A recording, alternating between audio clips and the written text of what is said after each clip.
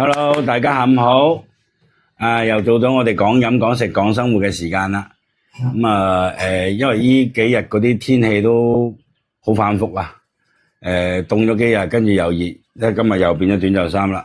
蕭公子又開始唔舒服啦。嗰啲即係貴人就身體就弱少少啊，大家可以見到。所以琴日咧都冇開到，咁咧就今日咧就會同大家講個 Times， 跟住咧就再整啲魚扒啦，就係嗰個銀鱈魚扒啦。咁呢個咧靠尾部嘅，咁就其實買嗰陣時候咧都係會除咗大嘅扒嘅中間部位咧，仲會有呢啲咁嘅尾部搭住嘅，因為如果唔係嘅話咧，呢啲其實都係其中一個成本嚟嘅。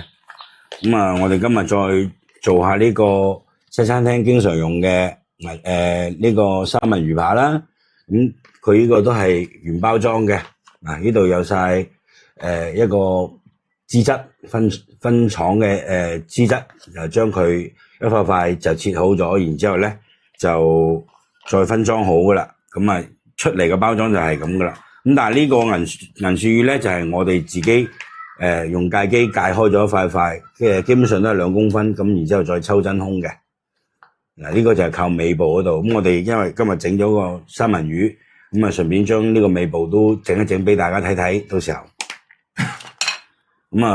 因為咧深海魚咧就其實食多啲好嘅，無論對小朋友啦，同埋或者係對於呢個老人家啦，咁佢個腦部嘅血管啊，咁都係比較有好嘅幫助嘅。咁我哋今日講啲咩話題咧？咁就因為咧呢段時間其實嗰個新聞都幾爆嘅，即係其實都係因為我冇點樣整理過啦，都比較瑣碎啊，比較濕碎。咁咧就我其中抽部分嚟講下啦，因為其實都係講緊整個2025年都好似唔係一個太好嘅年，咁就希望依家平穩過渡埋呢10幾日，就唔好再發生咩大事啦。咁有一個大家都可能會比較依家熱議嘅話題啦，咁就係我都有同阿蕭公子講過下啦，就係依家澳洲明年1月1號已經開始立法，16歲以下嘅小朋友係唔俾再用呢個手機噶啦。佢哋所謂嘅唔俾咧，其實就係應該話嗰個成年人嗰個公眾媒體啊，即係嗰個 social media 嗰個咧，就係有嚴格嘅限制啦，同埋喺家庭裏邊嘅使用，可能都會到時都控制得比較嚴嘅。咁好似呢個官方出咗法律之後咧，好似係要罰要1000蚊嘅澳幣啊。咁嗰個錢就唔係一個問題啦。咁但係嚟緊嘅歐盟都會跟住行呢個制度噶啦。咁但係我估我哋自己呢邊咧都難，可能會比較難執行。但係西方嘅國家、西方媒體依家都即係都吹得比較行。我估計呢樣嘢應該會嚟緊嘅1年都會執行到噶啦。咁希望睇下大家喺嗰個留言嗰度分享下你哋嗰個意見啦。因為依家嗰個所謂嘅叫做電子奶嘴啦，我哋個小編咧，阿小周咧，一有啲咩事就第一時間就塞咗部手機俾佢，2歲啊，都第一時間塞咗俾佢。只要你唔嘈就冇問題噶啦。咁即係呢個係好多華人依家嗰個都係咁樣做啦。即係你平時出去飲茶食飯，你見到啲2、3歲嘅都係咁樣嘅。但係呢個都係其次喎。咁亞洲國家聽聞新加坡同埋日韓都可能會跟喎。喂，其他國家罰錢，你1000蚊澳紙可能加埋都係為到5、6千蚊人民幣，係咪？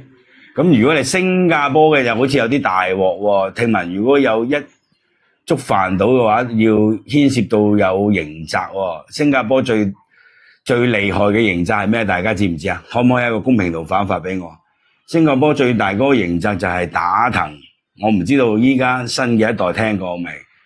反正咧，其中好似之前有一部港片咧，就係應該都係20、30年前噶啦，就係梁朝偉先生做主角嘅。咁就其中有一個環節就係除咗條褲瞓喺度，跟住咧就個打藤師咧就會同你體檢，睇你身體正唔正常。咁正常嚟講，一個人係唔可以超過3層嘅。咁法官一般都唔會判3層嘅。如果係真係，如果喺新加坡呢樣嘢落實嘅話，我睇個老豆老母搶部手機搶得會快過個仔女嘅，應該。即係見到佢一攞，第一時間就唔該攞翻嚟。你唔想你老豆俾人打屎忽嘅話，咁啊，希望大家如果中意我哋嘅節目都加翻個關注啦。咁我哋到時開直播咧，大家都可以睇得到嘅。咁啊，可以喺下邊都評論下啦。咁啊，俾翻個心心啦。咁啊，我哋到時可以有一啲時間成熟咗之後，我哋會組織一啲大食會啦。咁啊，即係可以攞我哋公司所賣緊嘅嗰啲酒啊，同埋一啲食品啊。咁啊，我哋可能到時唔需要好多，10零20個人。咁我哋有個場地。咁可以一齊煎下扒啊，一齊整下沙律啊，講下依家嗰啲社會時事啊，因為有啲嘢可能喺直播間係講得唔係咁流暢啦，因為有啲始終有啲網絡嘅限制啦。咁啊，如果太過敏感嗰啲咧，就即係喺網上前面都係好難講嘅。咁啊，依家先由小編講啦，因為我哋呢代已經係過咗啦。阿蕭公子嗰個已經好大個噶啦。你點過咗啊？你而家嗰兩個一日到黑拎住部手機啊！你以後要買3、4部手機啊！咁其實你點睇電子奶嘴呢樣嘢？即係你覺得即係其實咧我覺得如果有得10零歲咧，因為依家佢哋嗰啲小朋友嗰個腦部開發都好快啊！即係佢哋基本上好多手機上面一啲智能上啊、編輯上面嘅嘢啊，係會比我哋叻好多嘅。咁你係完全禁止，其實我都唔知道是否係對與錯。但係你話即係10歲以下嗰啲就真係要控制下咯，因為始終係對於個身心靈係有阻礙。因為佢最主要佢有啲佢唔。你就算個未成年模式都好咧，佢係唔識判別啊！尤其喺外國，點解外國要攔截得咁緊要？就係因為好多槍啊，同埋血啊，同埋有啲刑事嘅嘢。咁但係你覺得我哋依家嗰度上面雖然係攔截咗，但係你覺得啱唔啱啲幾歲嘅小朋友睇啊？即係一路碌，一路係咁碌嗰啲咧，你都係俾嗰啲佢睇嘅啫。佢咧，佢會唔係佢嘅識睇未㗎？其實我意思係話佢去保健嗰時候，個醫生成日話佢近視深咗。OK， 對眼睛嘅影響係好大，係啊，呢個其中都係一個原因。唔係，其實有冇可能？即係眼鏡唔係手機嘅影響，係因為你喺佢隔離睇個，即係晚上或者你喺度刷，因為你刷手機先瞓覺嗰個燈光。點解要刷下手機先瞓覺咧？因為瞓唔入覺啊嘛。咁你唔係刷完，佢都係刷完先瞓嘅啫喎，係嘛？係啊，因為佢好少躺住嚟刷瞓啊。係啊，隔離我唔係啊，你隔離有燈光，仲有一個就係嗰啲燈啊。喂，對你隻眼影響都好大嘅喎。唔係啊，嗰個燈即係屋企嗰啲燈啊太暗，所以咧長期咧，如果個燈唔夠光咧，係對嗰個眼係有影響。係唔係因為佢有冇可能唔係因為佢本身自己刷手機影響咧？係因為外面嘅環境啊。即係你喺張床度又刷，佢又喺你隔離又刷咁啊？唔係，我喺隔離刷緊，但係佢瞓覺。佢又伸個頭過嚟睇。唔係，佢瞓覺嘅話，就算佢黑埋雙眼咧，都會影響嘅咩？有啊，係會。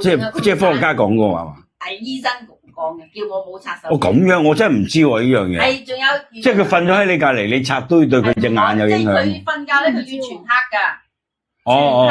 呢個我知，佢屋企咧，我以為你咁犀利，你拎住部手機影響到佢喺度瞓覺隻眼啊！因為冇全黑啊嘛，所以嘅話佢影響好大噶嘛。即係佢瞓咗之後，你都唔可以喺隔離刷手機，仲有屋企嗰啲燈太暗啦。我女一直以來做個視力都係差，佢其實個醫生係鬼，係你影響佢嘅。係因為我影響佢，唔係因為佢自己睇手機啊，大佬。咁你唔好掟部手機俾佢啊嘛！喂，咁其實你如果即係假設，我自己大人控制唔住要睇手機啊！大人都掟我先。邊係啊？我親眼見過你喺度塞部機俾佢啊，好唔好啊，大佬？佢嗰部機係專門買嗰啲防藍光啲細路哥睇㗎。嗰個係 mon 嘅問題啫。唔係，係因為嗰個因為正常咧，我哋個燈唔係佢瞓覺嗰陣時，你唔可以出去個廳度睇咩？佢會醒噶嘛，有時候未瞓入噶嘛，咁你有一段時間噶嘛。小朋友咧就類似即係話，點解要黐人咧？要聞到啲氣味啊，人嘅氣味，即係好似父母。如果你但係佢喺度瞓緊嗰陣時，你又忍唔住走去擦。除非佢瞓着咗啦，就咩嘢？仲有你自己個屋企個光管唔夠光啊！咁佢而家自己擦得勁而。家反正我屋企咧白天唔係個廳咧開3張燈，一張燈都唔得，2張燈又唔得，反而都係嘅。咁我又唔中意開咁多，全部開晒。唔係，但係佢話如果一定要，因為睇手機。佢話太暗嘅話會影響眼睛。我老婆講啊。我反而唔中意睇。即係佢醫生唔係啊，即係你擦緊手機嗰陣時候，一定要着燈，一定要夠光。係啊，一定要夠光，就唔可以話夠光，黑會咩黑咁樣嚟擦。係啊。一係咧你就喺個廳度擦完，你眼瞓就入去就直接瞓。我就好少喺個床度擦嘅，我基本上一瞓就入去瞓，因為未擦飽咧。都係可以睇嘅，但係咧唔可以超過10分鐘或者15分鐘。所以我部機切咗10分鐘會自動關機㗎。即係佢嗰部係佢自己嘅係咪？係啊，專門嗰啲。哇！咁你準備喂，咁其實你個女呢個應該做下教訓喎，即係你個仔唔好令到佢再。不過個家姐喺度睇緊，個仔冇可能唔睇啊。保健嗰陣醫生又話佢散乾，但係其實係因為係咁㗎，係咁。唔係散乾，唔係散乾同埋有少少近視，係因為大人喺隔離忍唔住刷手機影響㗎。即係佢嗰啲燈啊，嗰啲太即係晚上刷手機或者係嗰個出邊太暗啦，所以影響到㗎。其實就係因為手機嘅問題㗎嘛。咁啊，其實你覺得依家嗰個未咩什麼咪成日都一入去嗰個 social media 嗰陣時，你咪成日講個咩未成年版，其實嗰個係咪真係有作用嘅咧？我真係唔知喎。而家咪用緊青年版㗎。係啊，我唔知，我一入親去佢就成日叫我揀嘅喎。制住啲時間同埋。唔係。佢成日叫我揀嘅喎。佢推送嗰啲嘢可能。啲內容應該係有啲區別嘅。係健康啲嘅。佢會話到時佢自佢就會長期刷屏咧，佢會提醒你要休息啊，或者之類嗰啲嘢噶嘛。即係佢會提示你㗎。係啊，我以前用開青年版㗎。係咩？係啊，以前冇實名制㗎，因為我唔知點解依家要實名制㗎。以前冇實名制。唔係啊，依家好似小紅書都冇喎。咦？我唔係有係個微信版，我一個係微信版，一個手機版。其實微信你都實名咗㗎嘛。一樣啊，其實。嗰時候冇實名嗰時候咧，我一直用開嘅，即係或者我一開始入去設置嗰時候就青年版，所以佢會一定提醒我刷耐咗啊，或者瞓覺嗰時候幾點鐘，差唔多11點鐘左右。唔係你呢啲不過我仔都係嘅，當其時你啲咁細個刷得咁勁嗰啲咧，你到時好難翻到轉頭。即係佢讀書嗰時啊，其實講緊，因為我哋嘅仔嗰陣時候，因為買好多玩具俾個石屋玩具咯。即係你要乜？你如果唔俾佢睇手機咧，你就會唔係，即係佢唔係話驚影響到佢成績啊，而係佢係唔會去做啲老師會。佢要不斷咁喺度喐緊。係啊。不斷咁喐，佢唔喐嘅話，佢就會諗起身，佢要睇電視噶。佢會諗起身㗎。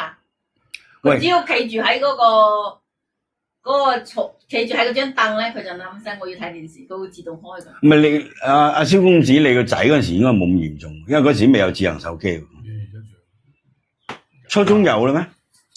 初中應該冇咁啊嘛。初中、高中都冇，高中收佢住宿㗎嘛，佢喺嗰邊住宿佢收㗎嘛，應該係嘛？我記得係買佢。唔係當時功能機都有遊戲㗎，同你講嗰陣時都有遊戲，即係當然冇而家咁好，即係嗰啲食蛇仔係啊咩嗰啲佢都玩。你乜小朋友大佬係遊戲都玩㗎嘛，真係啊咩類似。我都有。當然唔係咁初級啊，即係嗰陣時都。功能機都有㗎啦，唔係即係我最初級都有。唔係我意思係佢應該影響都冇咁大，因為佢住宿㗎嘛，佢收手機㗎嘛，佢喺大學城都住咗幾年啦。收啫，最弊佢係班長，佢負責收人手機。手機最多嗰個係佢個仔啊！跟住佢唔負責保管，佢負責收啫。唔係老師唔保管㗎。明明意思啫，老師唔會同你保管手機。佢唔係有一個地方專門鎖住噶嘛？佢相當於你揾咗上咗個班長嘅，收晒啲手機就係佢負責保管，老師唔會同你保管呢樣嘢嘅。佢可以攞開。老師唔理呢樣嘢嘅，同你講，即係咁啊，最多手機係佢喎。所以有次佢突然間用咗不知名手機打翻嚟，我後來都唔知，原來佢攞咗人哋嘅手機嚟打。個電話都唔係佢係啊，啊，後來先知道佢原來佢負責收人手機嘅。即係求其揦開部電話就。攞手機喺度打，唔知話咩事啊？我唔記得咩事嗰陣時，唔知話咩嘢咁，就咁啦。佢即係都受影響，因為咧好多都一翻嚟瘋狂喺度玩，所以係手機呢樣嘢真係影響好大嘅，對佢哋啲小朋友嗰度。係特別對學業啊咩，即係唔係佢唔係先唔好講係影唔影響成績嗰啲先啊，而係佢玩完嗰啲之後咧，即係佢個遊戲嗰啲啊，佢個大腦未咁快退減得到啊，即係未嚟有個影像喺度啊，係比較興奮咁，所以佢好難話你特別你讀名校，你個仔讀名校嗰啲，佢好難瞬間進入到嗰個狀態啊，即係個思考同埋。做嗰啲功課啊，或者係做嗰啲卷啊咩成，你知佢嗰陣時佢啲作業咁大堆噶嘛。佢反而唔中意放假仲多平時嘅多3倍嘅。你乜跟住拉嗰張翻嚟係拉嗰張唔係衣服啊，拉嗰張全部係啲作業啊。作業啊，真係誇張到。做極都做唔晒嗰啲作業啊。呢邊放3世假期，佢拉嗰張喺度。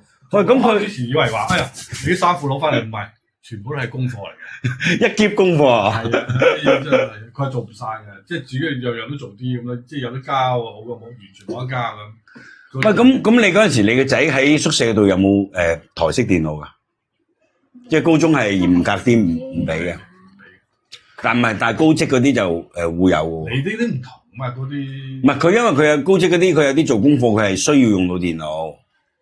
因為佢有啲咩編程啊、calculation 嗰啲有啲電腦嘅功課啊嘛。除非你即係你啲高職嘅係開專業，好似話做啲動漫嗰啲，佢哋要一定。依家都係放學先至俾翻佢哋嘅。唔係啊，我意思話佢依家羅江嗰邊嗰個科教城嘅嗰啲宿舍應該係。係啊，就放學，所以佢哋一定要晚自修，晚自修係唔可以發嘅。晚自修之後發俾你。咁但係你翻去做沖涼啊，其他嘢，咁佢咪冇時間。唔係佢住嗰度係有冇電腦咧？10點佢係都唔俾啊，斷網㗎啦。哦，10點啊關晒閘啊，停電啊，斷電㗎，佢唔俾你。唔係停電就係呢個傷害大啲。其實斷網依家對啲小朋友嚟講完全冇影響，因為有 WiFi 打。邊個冇錢啫？依家個個小朋友屋企都有錢㗎啦。之類嗰啲咯。買隻嗰啲咁嘅，你可以掹2台電腦添，有啲快嗰啲夾錢啫嘛。斷電啊！係啊，一定要斷電先得。佢基本上去到唔知10點半到11點就係全部。不過咧，我覺得即係西方，即係發達先進嘅國家咧，始終係會對呢樣嘢係佢會有個前瞻性啊！即係佢係覺得真係依家去到唔立法唔得嘅前提之下，我相信。可能不過香港又麻煩啲嘅，因為香港佢要經過呢度人大立法之後，佢先可以通過。因為依家即係回歸咗之後唔同以前，因為咧佢人哋研究過，一定係有一定嘅影響先至會立法，而且係咁重嘅法。尤其新加坡佢有刑責嘅。咁小編你自己點睇啊？如果呢度係即係假設啊，我哋呢度係東大呢邊係立法嘅話，你覺得可唔可行啊？即係唔好講話去到16咁誇張啦。其實我覺得即係你12啦，整9年義務教育咁咪按翻嗰個初中嗰個咪得啦。9年義務教育咩先得㗎？我話個手機啊，依家講緊細個嗰啲咁咪按翻嗰個上高中咪唔限制咪得咯。咁人哋都要接觸個資。咁問題依家佢係控制唔到你喺屋企點教佢啊嘛？冇電視咪得咯。唔係我反而我仔嗰時候中意睇電視喎，有段時間係嘛？即係仲細嗰陣時候。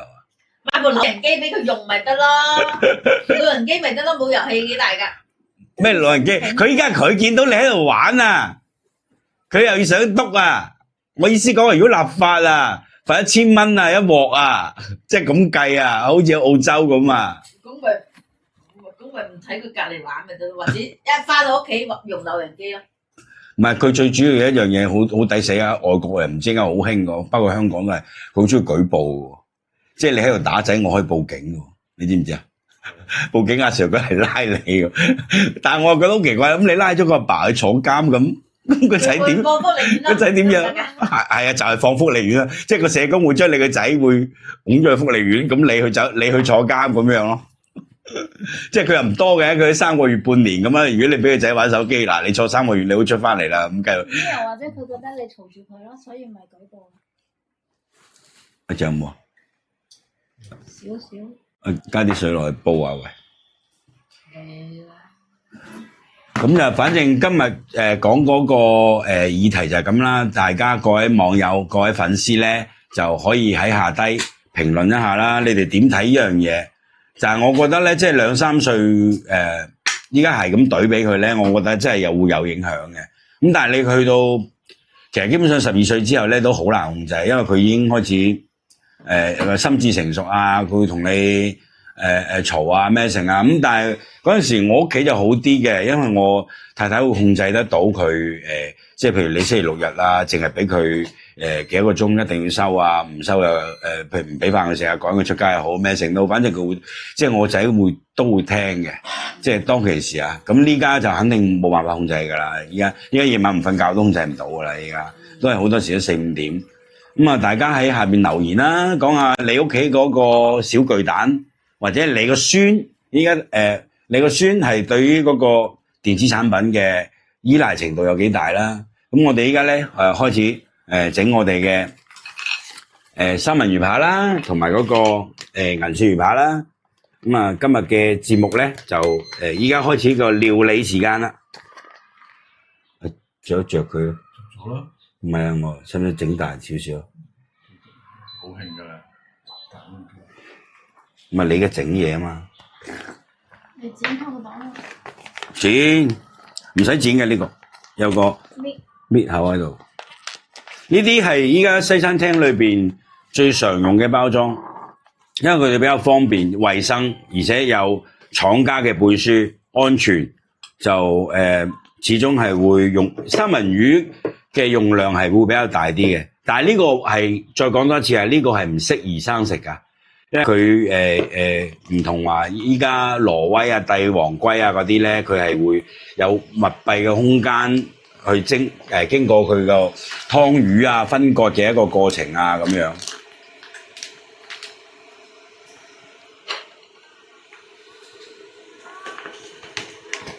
都唔使夾啦，係薯咯。哎呀！點解薯啊？嗰度其實真係對我，唉，但係多啲佢。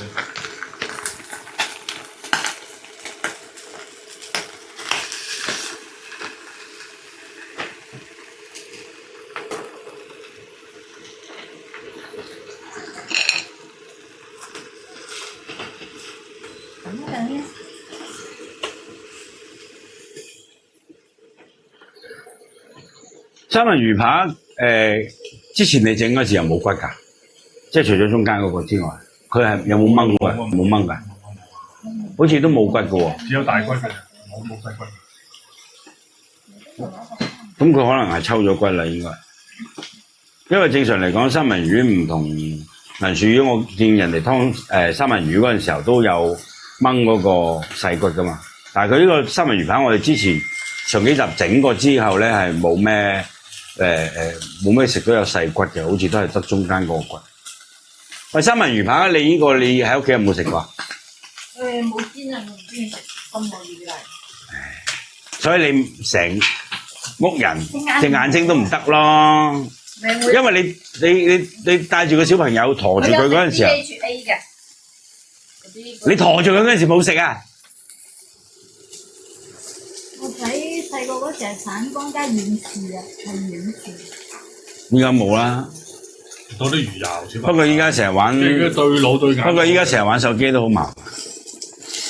喂，你攞你嗰部攞呢抖音呢度俾個客戶睇睇啊，小生舉一舉啊呢個。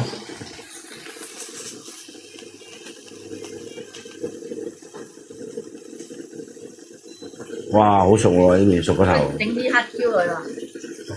嗰時添嘛，而家未好等火炒得七七八八。咪要煎啲黑椒咪出味。唔係呢個黑胡椒嗰個係咪擰嘅還是點啊？就咁審㗎？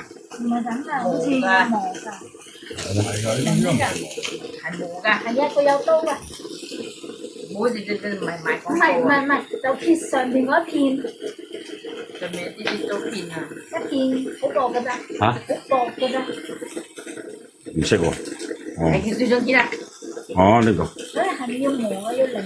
唔係佢呢度係有個白色個咩嘅喎，開咗未㗎？應該要將佢整。係啊，嗰個係陶瓷嚟嘅。哦，陶瓷嚟㗎，即係直接擰得㗎。好啦，有啦。嗱，大家加啲黑胡椒啊，咁落去咧就會香。第一個會香啲啦，第二個會即係冇咁容易。再咗蛋。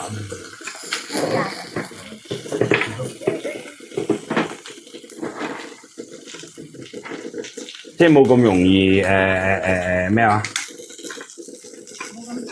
冇咁聲。三文魚打真係麻煩。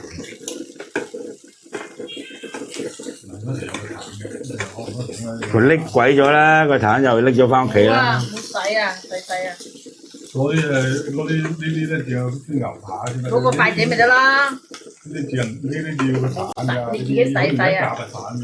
係啊。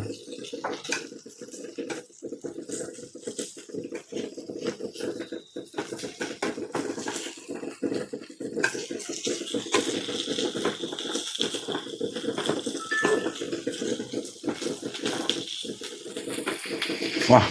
有黑胡椒真係香好多嘅喎。我唔知使唔使加鹽喎。加啲喎。加啲黑胡椒啊！本身係有鹽啊。冇鹽㗎，佢應該冇鹽嘅。哎呦，呢個我唔記得。你咩都唔記得㗎啦，你有咩係記得㗎？唔怕，你又唔會食壞嘅。唔係因為話唔記得報銷啊，買嗰啲有冇報銷啊？哦，嚇。得㗎啦。得㗎啦。係啦，三文。好快嘅啲一陣啦，得㗎啦。使唔使整啲檸檬汁㗎？整啲咯。嗰個銀樹魚尖要唔要煎埋啊？煎，依家唔煎。落咗鹽未㗎？使唔使鹽㗎？落咗啦。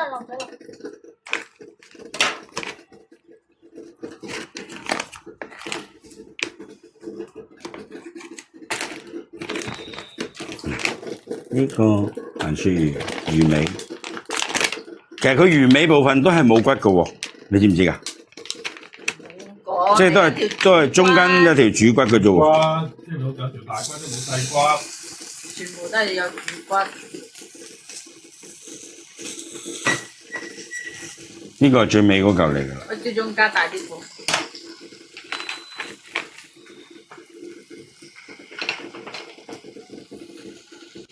嚟，呢邊係啦，呢個得啦。呢個好齊唔係，我話試下呢個啊，大佬。嗱，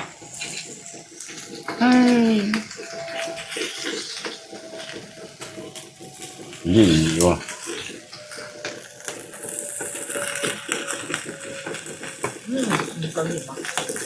唔夠鹽啊？唔夠鹹啊？係有間啊？你再講。唔夠鹹咩？唔夠啊，冇味嘅啦。咁都唔濃咩？有啊。幾好鹹㗎佢，幾好重口味。可能係啊。你自己好重口味，我哋都有啲原味。咁咪咯。有少少。熱氣啊你！熱氣先至會鹹㗎。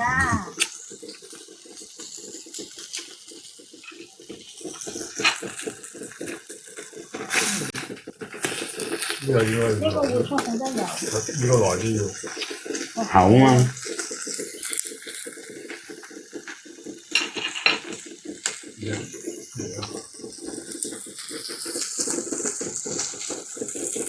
大家加下關注，俾下讚讚啦，俾下心心啦。反正我哋到時睇下組織下，搞下啲大食會啊。反正我哋都係做高端食材嘅供應商嘅。嗱，喂，影一影上邊俾啲客睇睇。嗱，呢啲 sake 啊，紅酒啊、意大利粉啊，我哋而家送緊貨嗰啲，有啲牛扒啊，同埋嗰啲銀鱈魚扒啊、深海魚啊。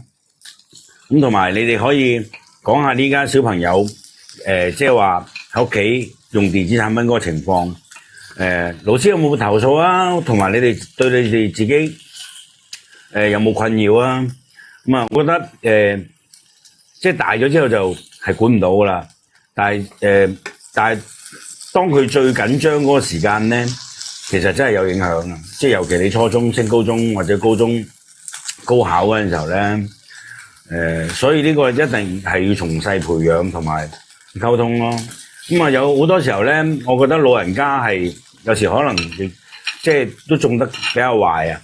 即係特別啲後生嘅父母唔喺度嘅時候，老一輩嘅啲嫲嫲爺爺公公啊，咁湊緊佢嗰陣時候，特別一齊帶佢飲茶去公園啊，咁就基本上佢一扭計啊咩成，都老人家都係咁樣，都係會俾手機佢。咁作為父母嘅話，可能見到長輩係咁樣嘅話，可能都控制一下咯，即係唔好話太過多，因為即係其實對嗰個視力啊，啱先所講嘅視力影響就真係好大。係咩？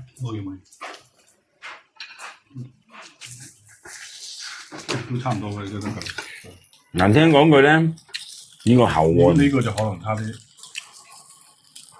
呢個就可能係咩啲？即係太少嘅小朋友，我覺得成日戴住眼鏡咧，始終都唔係咁好嘅影響。高價應該得出嚟㗎。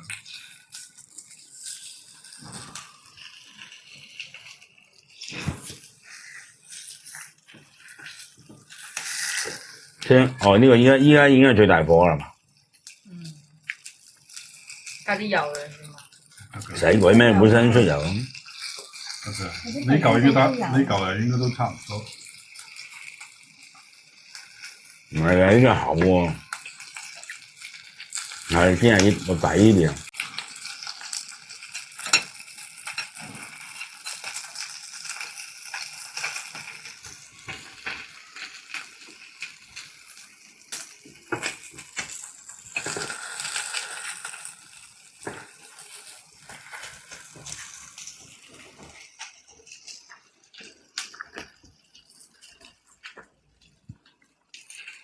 銀鱈魚咧，真係唔知點解佢有佢嗰個魅力喺度喎。即係對於咁多個深海魚啊，你覺唔覺？即係佢真係雖然係貴，但係我覺得對於其他魚嚟講，煎嗰啲好食，自己整嗰啲銀魚好腥。係咩？咁你要放得唔夠啊嘛，唔夠。所以咪話出邊餐廳嗰啲係覺得好食㗎嘛。人哋嗰啲火候夠啊嘛。係啊，人哋嗰啲食起身好好食嘅。係咩？佢火候夠，功率大嘅就點都煎呢啲嘢。你自己屋企嗰啲火候都唔夠。可能自己煮中餐啊，變成中餐，人哋嗰啲西餐，應該係感覺可能呢個係你嘅水平問題，因為我覺得我老婆喺屋企整得好食。我覺得我整得唔好。咁咧，蘇總喺屋企整都好食啦。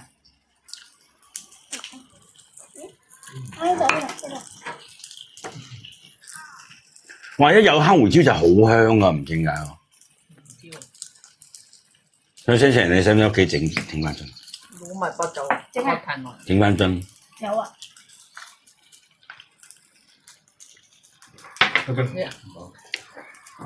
你同我講話唔好炸住個位，唔係就係你個功耗。我攞出。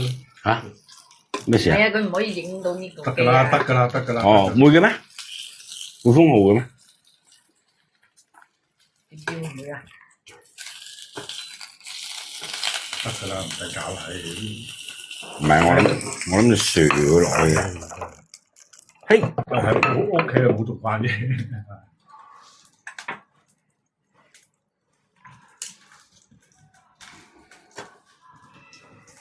唔係，其實雖然話魚尾部分咧，但係佢嗰個魚皮咧就係佢嗰個精華嚟嘅。膠魚啊嘛，應該得㗎啦，全部淋晒。哇！睇住，喂，食咗佢先。熄咗啦已經。熄咗啦。我唔知嗱，點解我唔夠？哎呀，老闆點解？呢嚿好似未幾熟啊。係咁嘅，佢皮熟啦張住咗，明唔明啊？佢要包住，如果你整一層皮咧，就好容易散嘅，佢就嗰個皮係裹住佢嘅啫。唔係個皮係我太太係最中意食。嗱老狗啊，算啦，我食我攞筷子先，我唔中意食皮㗎。係咩？我唔啲皮先係。喂，跌咗啦，大佬！中意執執，我唔中意。喂，大家記得加關注同埋俾心心。OK 啦，今日我哋嘅播放就到呢度啦。咁啊，大家以後仲想睇食啲乜嘢，我哋再即時喺度料理，或者我哋再加翻個好啲嘅效果，好冇？今日就咁樣，拜拜。講心路，我哋聽日再見，或者我哋聽日。